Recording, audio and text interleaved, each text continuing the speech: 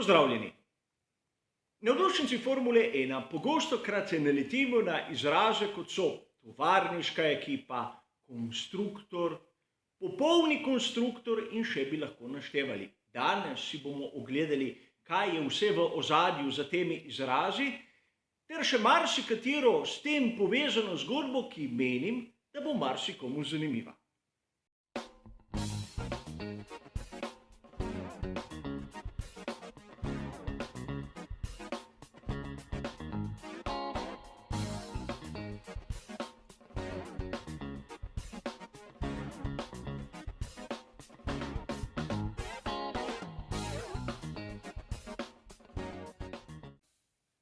Mi, navdušenci, pogostokrat naletimo na izraze, kot so tovarniška ekipa, konstruktor ali dobavitelj pogonskih sklopov. In mnogokrat se zgodi, da so ti izrazi malček zlorabljeni, posebej s strani avtorjev, ki hočejo zadeve v resnici malce preveč poenostaviti. Zavedati se moramo, da mi, navdušenci, pač nismo tako površni, nismo tako neuki, da bi sprejeli pravzaprav vsako zgodbo, ki nam jo nekdo ponuja. Lep primer se mi je zgodil tik pred začetkom sezone 2022. Namreč naletel sem na članek, kjer je avtor samozavestno navajal, da bomo v sezoni 2022 spremljali 23 dirk za svetovno prvenstvo. Čeprav je bil že izdan nov koledar z 22 dirkami, kajti velika nagrada Rusije je bila odpovedana. In na to sem ga prijazno opomnil. Čeprav sem dobil odgovor nazaj, da gre le za formalnost, dokler ne bo vpeljana nova 23. dirka. Vemo, kako se je zgodba s 23. dirko končala in koliko jih bomo letos v resnici gledali. Ampak zapomnite si besedne zveze, gre le za formalnost. Ta bo izjemnega pomena v nadaljevanju zgodbe. In začeli bomo s prvim izrazom. Tovarniška ekipa. Kaj je to? Najbolj enostaven primer, ki mi pride na pamet, je seveda Scuderia Ferrari. In tu imamo Ferrari 312 T2 iz leta 1976. Ferrari je struktura, ki proizvaja šasijo, v tem primeru motor, menjalnik in ima lastno ekipo, ki nastopa v svetovnem prvenstvu Formule 1. In to zadošča vsem pogojem tovarniške ekipe. V zgodovini Formule 1 smo imeli kar nekaj. A zanimivo je tudi, da celo Ferrari na vseh dirkah ni nastopil s tovarniško ekipo. In ne govorim v tistih primerih, ko sploh niso nastopili. Naprimer, leta 1964 Scuderia Ferrari ni bila prisotna zaradi spora Enza Ferrarija s FIO. Ampak ni hotel izgubiti možnosti boriti se za naslov, zato je bil voznik John Surtees, seveda celotna ekipa in material zadnje dirke tiste sezone, pisan pod imenom NART, North American Racing Team, ameriške strukture, in zato takrat bolidi niso bili rdeči, temveč modro-beli. In John Surtees je zmagal s Ferrarijem, ki ni bil rdeč. Seveda govorim o svetovnem prvenstvu leta 1964. Potrebno je, da je praktično tovarniška ekipa v lasti tistega, ki proizvaja seveda šasijo, pogonski sklop in seveda tudi menjalnik. In tu nadaljevanje zgodbe, namreč v današnji Formuli 1 imamo kar nekaj ekip, ki vsaj pogonski sklop kupujejo na trgu, nekatere celo menjalnik. Torej, začnimo se spraševati, kaj je sploh to konstruktor. Sicer pravilnik Formule 1 je jasen in vsaka nastopajoča ekipa je formalno tudi konstruktor. Torej, imajo intelektualno last tistih delov, katere ne morejo kupiti na samem trgu.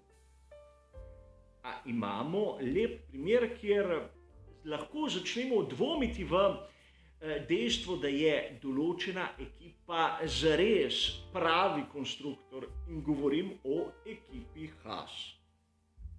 Gre za strukturo, ki se je najprej naslonila na Dalaro, kar se tiče inženiringa. Sedaj so jim pri Scuderiji Ferrari pripravili poseben oddelek, poseben projektni biro, ampak da bi oni imeli v lastni strukturi inženirje, ki bi projektirali šasijo, no ja, tega ni. Tudi izdelujejo šasi ne sami, temveč se zopet naslanjajo na Dalaro in vse tisto, kar lahko kupijo, seveda kupijo pri Ferrariju. Zato tu lahko začnemo dvomiti, ampak pri ostalih 9 ekipah, kakšna je situacija? Zanimiva, kot običajno. Imamo ekipe, ki danes tudi menjalnik kupujejo podobno kot Haas na tržišču. In tak primer je naprimer Alfa Tauri ali po drugi strani tudi Aston Martin. Ampak videli smo, da naprimer do letošnje sezone so pri ekipi Williams sami izdelovali menjalnike, sedaj jih kupujejo pri Mercedesu. V obratni smeri so šli pri ekipi Alfa Romeo F1 Team. Dolani so menjalnike kupovali pri Ferrariju, letos so jih začeli izdelovati sami. Zato tudi tu imamo praktično 2 kategoriji ekip. Naprimer, McLaren v svoji zgodovini je mnogokrat, posebej v zadnjih desetletjih, sam sestavil menjalnik in zato ima malce drugačen status kot naprimer Aston Martin. Treba je razumeti, da menjalnik je izjemnega pomena. Prav McLaren je bil vključen v posebno zgodbo. Spomnimo se, da Honda v turbohibridni eri je v sezoni 2015 začela prav pri McLarenu. Vztrajali so 3 sezone, preden so najprej prešli k takrat Scuderiji Toro Rosso.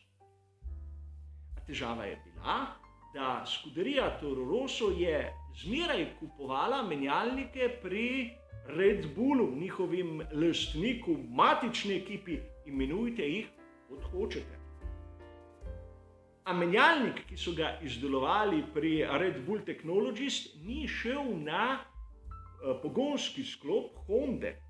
Zato v prvi sezoni so pri Scuderiji Toro Rosso uporabljali starejše menjalnike, ki jim jih je dobrovoljno odstopil McLaren.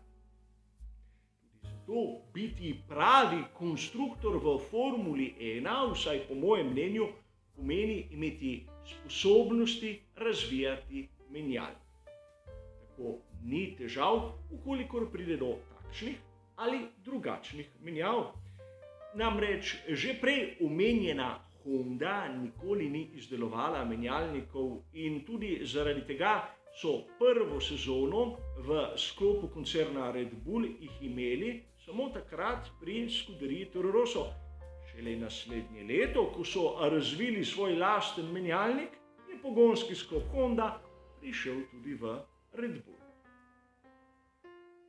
A vemo, da s koncem sezone 2021 je Honda uradno šla iz Formule 1, ampak še zmeraj je dobavitelj za Red Bull. Torej je Red Bull popoln konstruktor, tako kot Ferrari ali ne. V resnici pogonskega sklopa ne sestavljajo oni. In tu bi vas rad opomnil na nekaj. Pri Red Bullu plačujejo Hondi, da uporabljajo njihov material. In če to pomeni, da so pri Red Bullu popolni konstruktori, kaj bi rekli že o prej citiranemu McLarenu? Tu imamo McLaren MP4/2B iz sezone 1985. Takrat je pod pokrovom bil motor, seveda z turbokompresorjem, ki je izdeloval Porsche. ampak oznaka, kot dobro vidite, je tak. Technique d'avant-garde, podjetje Mansurja Ožeja, delnega lastnika, takrat Mclaren. Torej, podobno kot pri Red Bullu, so že takrat v 80-ih pri Mclarenu imeli stvari nekako spravljene pod streho, ampak nihče takrat ni govoril o Mclarenu kot o popolnem konstruktorju. In to je zanimivo, kajti danes se ta izraz pogostokrat uporablja, verjetno tudi malokrat zlorablja. In govorili smo o ekipi Alfa Romeo F1 Team. Kolikokrat ste slišali zgodbo, da gre za tovarniško ekipo Alfa Romeo? V resnici gre za pokrovitelja, kajti Alfa Romeo ima bogato zgodovino v Formuli 1 in tu je Alfa 158. In v tem primeru je šlo za tovarniško ekipo. Seveda, napravili so celotni bolid in ga tudi imeli v lastni ekipi na svetovnem prvenstvu Formule 1. In Alfa Romeo je bil tudi dobavitelj takrat motorjev v Formuli 1. Namreč tu je primer, ko so bili dobavitelj ekipi Brabham. Ampak tisto, kar vidimo danes pri ekipi Sauber, ni nič drugega kot samo pokroviteljstvo. Zato težko govorimo o kakšni tovarniški ekipi, kajti ne vidimo nobenega napora v smislu realizacije gonskega sklopa, menjalnika oziroma bilo kakšnega dela v tistem bolidu. Sedaj zanimiva zgodba. Za tovarniško ekipo lahko štejemo seveda tudi Mercedes. Izdelujejo šasijo, pogonski sklop, menjalnik in seveda imajo lastno ekipo.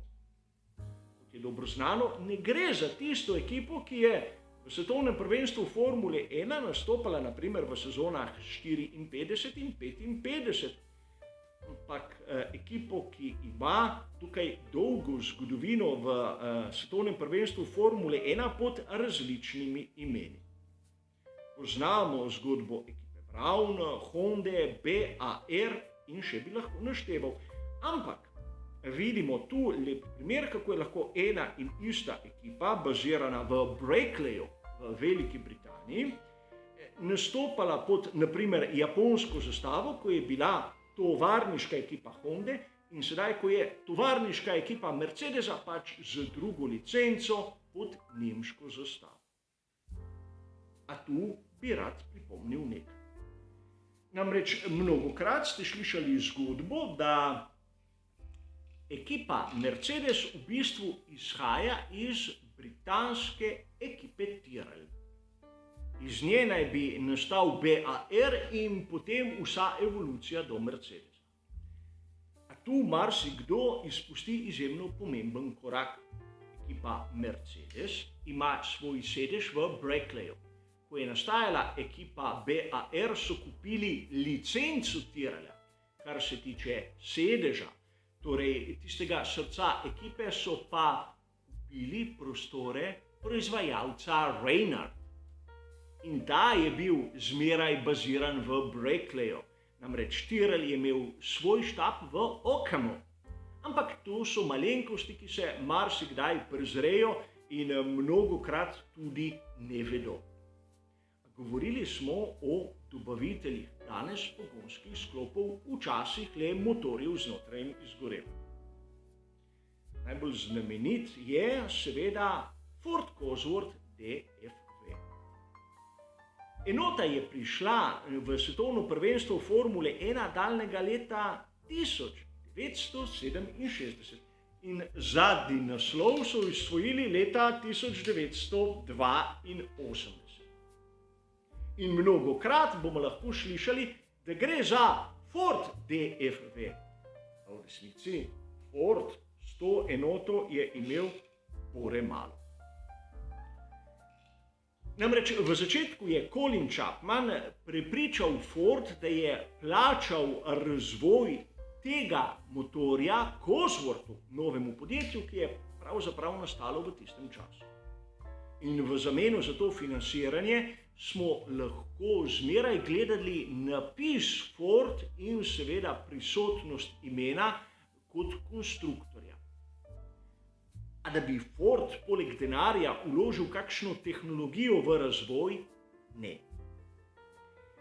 Torej, zato boste marsikdaj tudi opazili, da ga kakšni poznavalci enostavno imenujejo Cosworth DFV. Kajti Ford je bil v resnici neke vrste pokrovitelj, podobno kot Alfa Romeo pri današnji ekipi Alfa Romeo F1 Team. Torej, vidimo, da v današnjem času so te pojmi izjemno zmedeni. Marsikdaj gre le za formalnost. A mi navdušenci je prav, da zadeve malce bolje poznamo, da ne bomo pač izpadli kot oni, ki si še danes mislijo, da v sezoni 2022 bi lahko bilo 23 dirk, če bi le formalno potrdili še eno veliko nagrado. O tem bomo govorili seveda kdaj drugič. Danes je to vse. Hvala za vašo pozornost ter seveda nasvidenje.